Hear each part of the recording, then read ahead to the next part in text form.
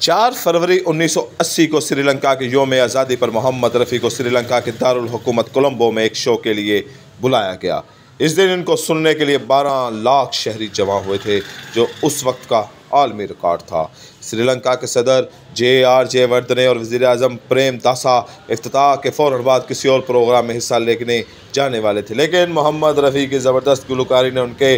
पाँव रोक दिए और वो अपनी सीट से हिले भी नहीं और प्रोग्राम ख़त्म होने तक वो अपनी सीटों पर बैठे मोहम्मद रफ़ी को चुपचाप सुनते रहे। मोहम्मद रफ़ी की बहू और उन पर एक किताब लिखने वाली यास्मीन खालिद रफ़ी कहती हैं कि मोहम्मद रफ़ी की आदत थी कि जब वो बैरून मुल्क से शो में जाते थे तो वहाँ की ज़ुबान में एक गीत ज़रूर सुनाते थे। इस दिन कोलंबो में भी उन्होंने सुनहला ज़ुबान में एक गीत सुनाया, लेकिन जैसे ही उन्होंने हिंदी गाने नगमे सुनाने शुरू किए तो भीड़ बेकाबू हो गई और मोहम्मद रफ़ी के सुरों के ऊपर नाचने लगी। हालांकि भीड़ में शायद ही कोई उर्दू और हिंदी को समझता हो। अगर किसी नगमे में ज़ाहिर इश्क के 101 तरीके पेश करने हो तो आपको सिर्फ एक ही गुलकार पर अपना पैसा लगा सकते हैं, और वो है मोहम्मद रफ़ी। चाहे वो नौजवान मोहम्मद का अलड़पन हो, दिल टूटने की सदा हो, पख्ता मोहब्बत का इजहार हो, गर्लफ्रेंड से दरख्वास्त हो या सिर्फ उसके हुस्न की तारीफ़, मोहम्मद रफ़ी का कोई सानी नहीं था। मोहब्बत के मौजू से कतई नज़र इंसानी जज्बात के जितने भी पहलू हो सकते हैं, दुख, खुशी, अकीदत या हुब्बुल वतनी या फिर गायकी की कोई भी शक्ल हो, भजन, कव्वाली, लोक